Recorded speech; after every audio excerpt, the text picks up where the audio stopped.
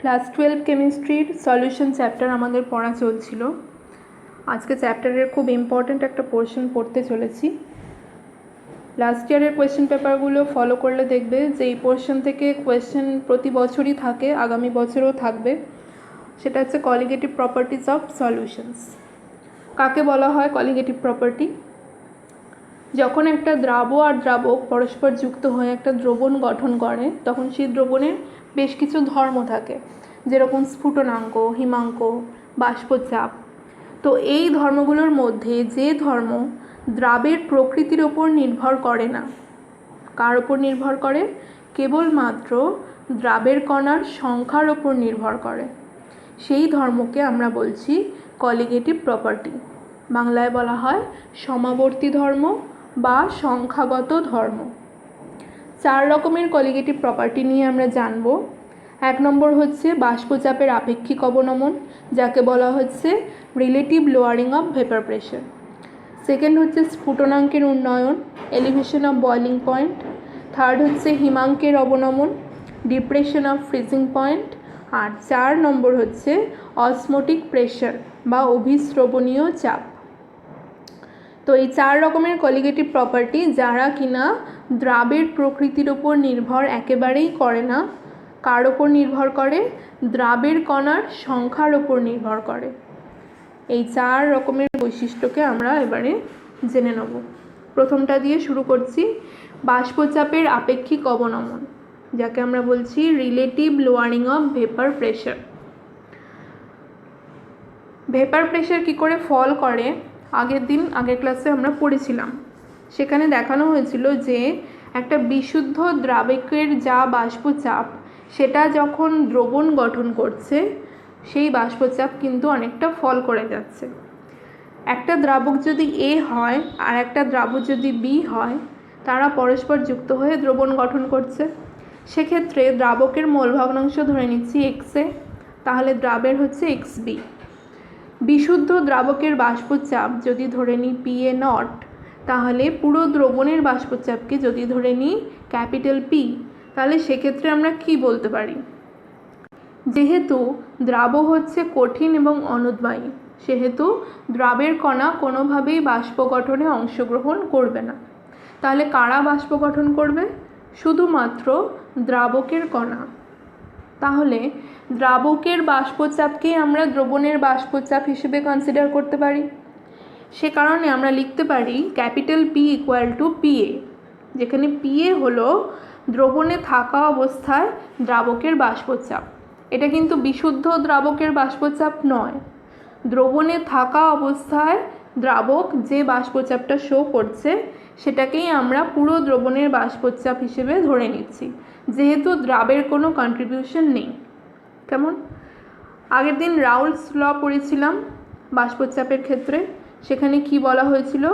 যে কোনো দ্রাবকের বাষ্পচাপ কার সাথে সমান হবে? দ্রাবকের মোল ভগ্নাংশ এবং বিশুদ্ধ দ্রাবকের যা বাষ্পচাপ, তাদের গুণফলের সঙ্গে সমান হবে কোনো দ্রবণের বাষ্পচাপ। সেটাকেই আমরা গাণিতিক রূপ পেয়েছিলাম PA equal to XA nought, এই XA dot into PA nought. Clear? এই একটা ছবি আগের দিন আমি দেখিয়েছিলাম, আজকেও একবার বলে দিই। যে দুটো কন্টেনার রয়েছে, প্রথমটা হচ্ছে বিশুদ্ধ দ্রাবকের আর দ্বিতীয়টা হচ্ছে কোনো একটা দ্রবণের, যেখানে দ্রাবকের সঙ্গে খানিকটা দ্রাবও যুক্ত আছে। বিশুদ্ধ দ্রাবকের ক্ষেত্রে যা বাষ্পচাপ থাকে, যখনই তার সঙ্গে দ্রাব যোগ করা হয়, সঙ্গে সঙ্গে বাষ্পচাপ অনেকটা ফল করে যায়। ঠিক আছে? কেন ফল করে যায় আগের ক্লাসে পড়েছিলাম, এখন আর বলছি না। তো এই যে বাষ্পচাপ কমে যাচ্ছে, এই কতটা কমছে সেটা আমরা কি করে পেতে পারি?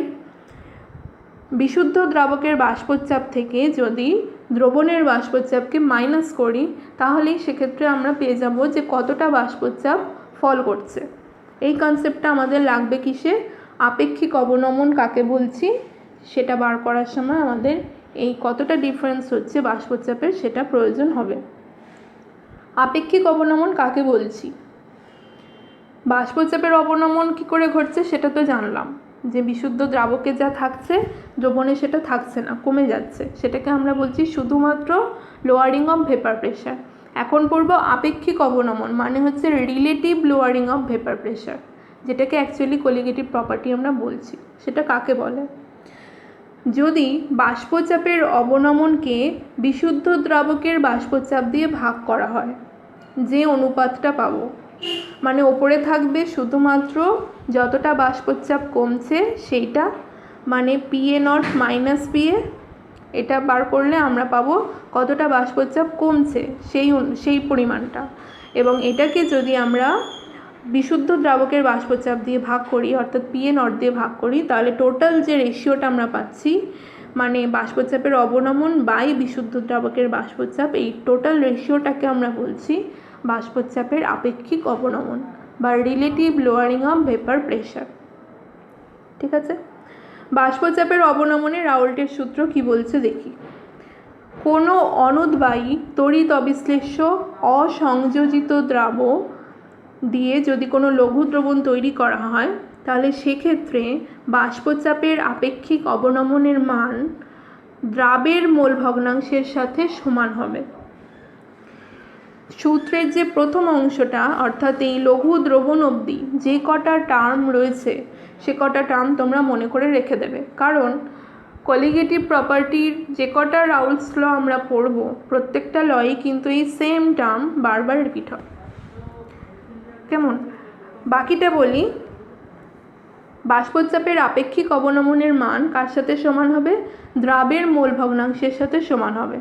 অর্থাৎ নিচে আমরা যে গাণিতিক রূপটা সেটা লিখতে পারি, যে রেশিওটা ছিল সেটা লিখব, মানে আপেক্ষিক অবনমনের ক্ষেত্রে যে রেশিওটা আমরা পেলাম PA nought minus PA by PA nought, সেটা কার সাথে সমান হবে? দ্রাবের মোল ভগ্নাংশের সঙ্গে সমান হবে, মানে XB হলো দ্রাবের মোল ভগ্নাংশ।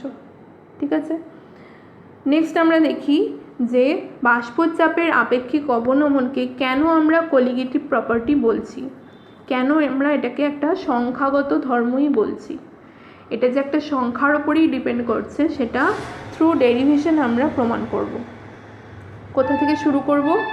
রাউলস ল যেটা ছিল সিম্পল সলিউশনের ক্ষেত্রে আগের দিন ক্লাসে পড়েছিলাম, সেটা দিয়েই প্রমাণটা শুরু হবে। PA equal to XA dot into PA not, বারবার ভুল বলছি। আচ্ছা, PA equal to XA into PA not, এটা ছিল রাউলস ল, যেখানে PA হচ্ছে দ্রবণের বাষ্পচাপ, XA হলো দ্রাবকের মোল ভগ্নাংশ, আর PA নট হচ্ছে বিশুদ্ধ দ্রাবকের বাষ্পচাপ। এবারে XA plus XB equal to আমরা 1 লিখতে পারি, যেহেতু XA হচ্ছে দ্রাবকের মোল ভগ্নাংশ আর XB হলো দ্রাবের মোল ভগ্নাংশ। উপাদানের মোল ভগ্নাংশের সমষ্টি 1 লেখা যায়, এটা প্রথম দিন আমরা পড়েছিলাম মোল ভগ্নাংশ বার করার সময়।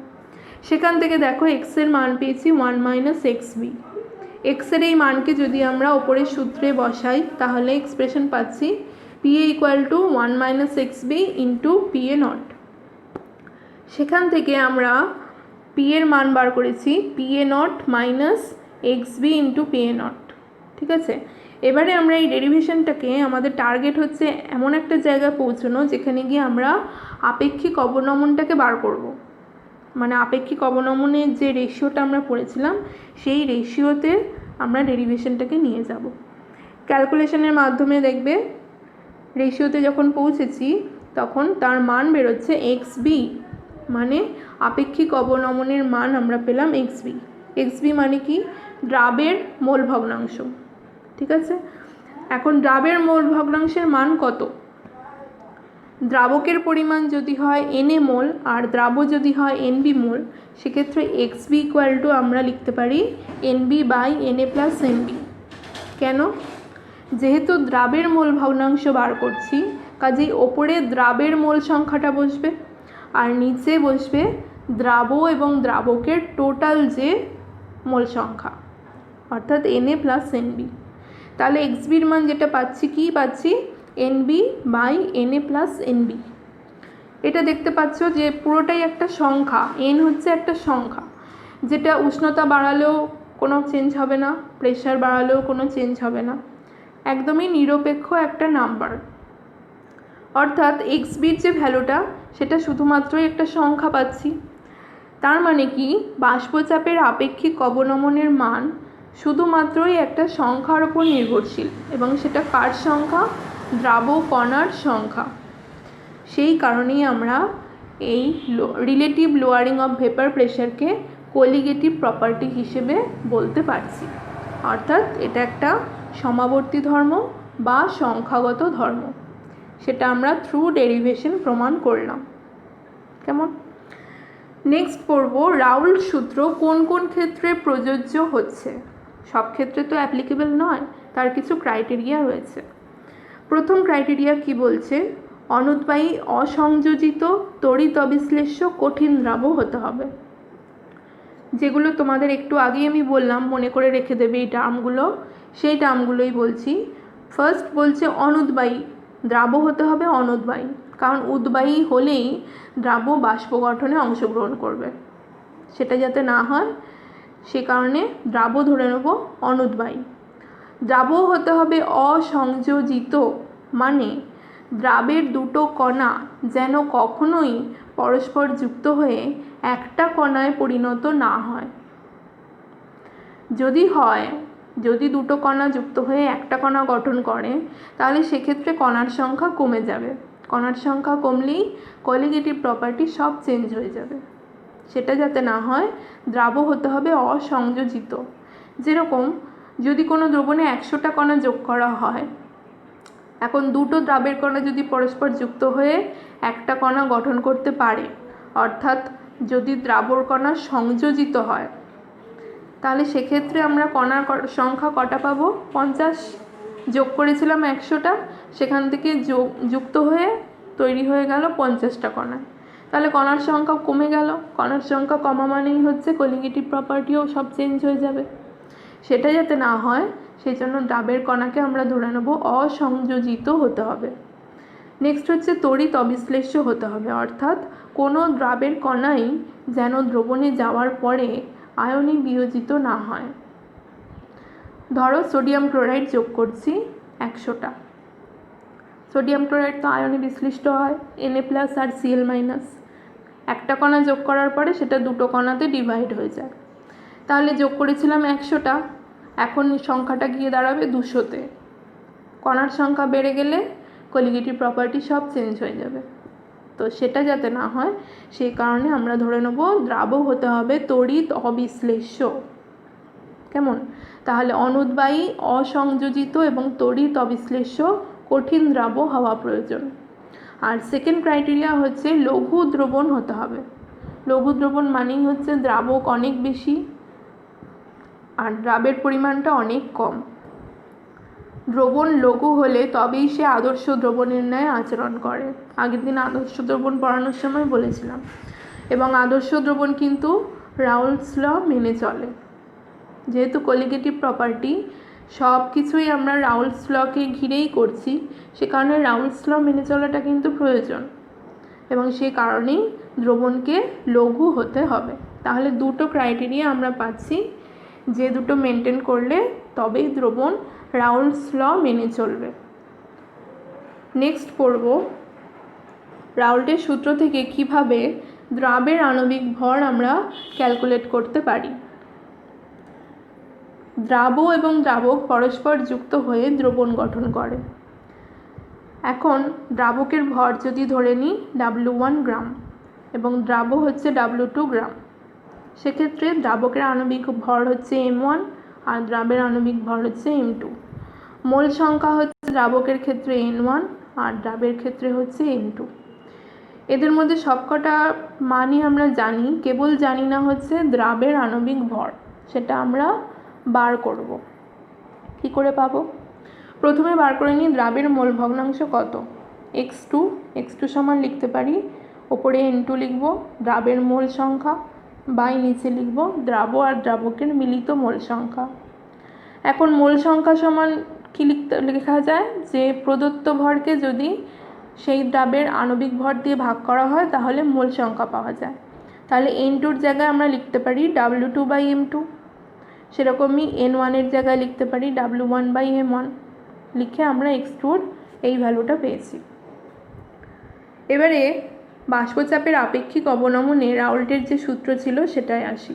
রাউল্টের সূত্রটা লিখে ফেলবে, P nought minus P by P nought. আচ্ছা, ওপরের পোর্শনটাকে আমরা ডেল্টা পি দিয়ে এক্সপ্রেস করছি। ডেল্টা পি মানে হচ্ছে কতটা বাষ্পচাপ ফল করেছে, সেই ডিফারেন্সটাকে আমরা ডেল্টা পি দিয়ে ডিনোট করছি। Delta P by P zero equal to x2, এটা তো রাউলস ল বলে। x2 এর যে মান আমরা ওপরে বার করলাম সেটা এবারে পুট করছি। তাহলে delta P by P zero equal to দাঁড়াচ্ছে W2 by M2 by W1 by M1 plus W2 by M2। এটা জাস্ট ওপরের মানটা পুট করলাম। এবারে আমাদের একটা অ্যাসাম্পশন নিতে হবে, সেটা হচ্ছে দ্রবণটা লঘু, মানে হচ্ছে দ্রাবকের পরিমাণ অনেক বেশি, দ্রাবের পরিমাণ অনেকটা কম। সেক্ষেত্রে আমরা লিখতে পারি কি, দ্রাবের যা মোল সংখ্যা অর্থাৎ N1 মাছ, এই দ্রাবকের যে মোল সংখ্যা অর্থাৎ N1 মাছ গ্রেটার দ্যান N2, দ্রাবের মোল সংখ্যার চেয়ে অনেকটা বেশি। N1কে আবার কি লেখা যায়, প্রদত্ত ভর বাই আণবিক ভর। সেক্ষেত্রে W1 by M1 much greater than W2 by M2 হচ্ছে। ওপরের যে এক্সপ্রেশন পেয়েছি সেই এক্সপ্রেশনে এবারে কি করব, W2 বাই M2টাকে ইগনোর করব, যেহেতু এর অ্যামাউন্টটা নেগলিজেবলি স্মল। সেইভাবে আমরা যেটা পেলাম, delta P by P nought equal to W2 by M2 by W1 by M1। এখানে লেখা রয়েছে ব্র্যাকেটে যে নিচের যেটা ছিল W1 by M1 plus W2 by M2 approximately equal to W1 by M1। যেহেতু W2 বাই M2 পোর্শনটা আমরা অমিট করছি, ইগনোর করছি, খুব নেগলিজেবল অ্যামাউন্টে রয়েছে বলে তাই। তো সেখান থেকে আমরা M2 এর যা এক্সপ্রেশনে পৌঁছতে পারছি সেটা দাঁড়াচ্ছে W2 into M1 by delta P by P nought into W1। এইটা বেরোলো আণবিক ভরের ফর্মুলা। আণবিক ভর নির্ণয় করার ফর্মুলা, এটা তোমাদের মনে রাখতে হবে। যদি না মনে রাখতে পারো, কী করে ডেরিভেশনটা আসছে সেই ওয়েটা মনে রাখবে। রাউল্টের ল দিয়ে শুরু করছি আমরা, আপেক্ষিক অবনমনের যে রাউল্টের ল পেয়েছিলাম সেটা দিয়ে শুরু করছি এবং একটা অ্যাজাম্পশন ধরে নিচ্ছি যে লঘু দ্রবণ, সেই কারণে W1 বাই M1টা much greater than W2 by M2। সেই কারণেই পরবর্তী ক্ষেত্রে W2 বাই M2টা অমিট হয়ে যাচ্ছে, যার ফলে M2-র এক্সপ্রেশনে পৌঁছে যাচ্ছি। এই ওয়েটা মনে রাখলেও তোমরা পরীক্ষার হলে কিন্তু ফর্মুলাটা ক্যালকুলেট করতে পারবে, কিন্তু ফর্মুলাটা মনে রাখাই টাইম কনজিউমিং। আচ্ছা, তো সূত্র পেয়ে গেলাম আণবিক ভর নির্ণয় করার। এবারে অঙ্ক করব। লোয়ারিং অফ ভেপার প্রেশারের প্রবলেমস। প্রথম প্রবলেমে কি বলছে দেখি, 25 ডিগ্রি সেন্টিগ্রেড উষ্ণতায় জলের বাষ্পচাপ বলে দিয়েছে 23.55 মিলিমিটার। 100 মানে জলের বাষ্পচাপ বলে দিয়েছে মানে হচ্ছে বিশুদ্ধ দ্রাবকের বাষ্পচাপ পেয়ে গেছি পি নট। 100 গ্রাম জলে 6 গ্রাম ইউরিয়া, মানে W1 W2 পেয়ে গেলাম। ইউরিয়ার আণবিক ভর বলে দিয়েছে 60, মানে M2 এর মানও জেনে গেছি। আর জলের আণবিক ভরের মান তোমাদের সকলেরই জানা, মানে M1টাও জেনে গেলে। জিজ্ঞেস করেছে দ্রবণের বাষ্পচাপ কত হবে। ফর্মুলায় জাস্ট পুট করবে, সব মানই জানো, কেবলমাত্র পিটা জানো না, সেখান থেকে পি ক্যালকুলেট করে নেবে। পি বেরিয়েছে 23.13 মিলিমিটার। যেহেতু বাষ্পচাপে এখানে মিলিমিটারে রয়েছে, আনসারও মিলিমিটারেই বেরোবে। ইজি অঙ্ক। নেক্সট প্রবলেম, 20 ডিগ্রি সেন্টিগ্রেড উষ্ণতায় ইথারের বাষ্পচাপ বলেছে 442 মিলিমিটার পারস্তম্ভের সমান। ইথারের বাষ্পচাপ মানেই হচ্ছে বিশুদ্ধ দ্রাবকের বাষ্পচাপ, মানে পি নট পেয়ে গেলাম। 50 গ্রাম ইথারে 6.5 গ্রাম জৈব পদার্থ আছে, মানে W1 আর W2 জেনে গেলাম। আচ্ছা, লঘু দ্রবণের বাষ্পচাপ বলে দিয়েছে, মানে পি এর মানও পেয়ে গেলাম। ইথারের আণবিক ভর বলে দিয়েছে, মানে হচ্ছে M1টা বলে দিয়েছে। জিজ্ঞেস করেছে জৈব পদার্থটির আণবিক ভর কত, মানে M2 কি। তাহলে M2 এর যে ফর্মুলা আমরা আগে শিখে এলাম এইমাত্র, M2 এর ফর্মুলাতে পুট করলেই ভ্যালুগুলো M2 বেরিয়ে আসবে। যেহেতু আণবিক ভরের একক তোমরা জানো গ্রাম পার মোল, সেহেতু এককের দিকটা সতর্ক থাকবে। ব্যাস, বাকি প্রবলেম ইজি। নেক্সট যে দুটো প্রবলেম আমি দিয়েছি তোমাদের জন্য, করবে, না পারলে আমায় জানাবে। বলে দিচ্ছি। প্রথমটা বলেছে কোনো অনুদ্বায়ী পদার্থের 2% জলীয় দ্রবণ, 2% মানে হচ্ছে 100 ভাগ দ্রবণে 2 ভাগ দ্রাবক। তার মানে দ্রাবর ওজন যদি 2 গ্রাম হয় তাহলে দ্রাবকের ওজন দাঁড়াবে 98 গ্রাম। সেখান থেকে W1 W2 পেয়ে যাবে। বাকি বলছে দ্রবণের বাষ্পচাপ 755 মিলিমিটার, অর্থাৎ পিটা আমরা জেনে গেছি, দ্রবণের বাষ্পচাপ।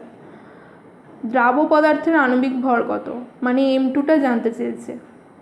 আচ্ছা, P0 নিচে বলে দিয়েছে, বিশুদ্ধ জলের বাষ্পচাপ P0 পেয়ে গেছি।